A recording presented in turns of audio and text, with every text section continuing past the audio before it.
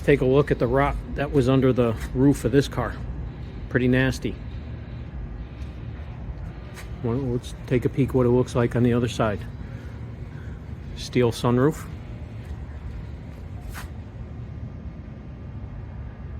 Pretty clean interior. Actually, really clean interior.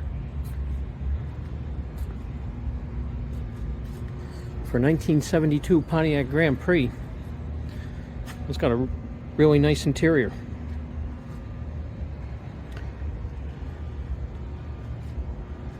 Black and gold, it's an SSJ model. Let's take a peek at the roof on this side.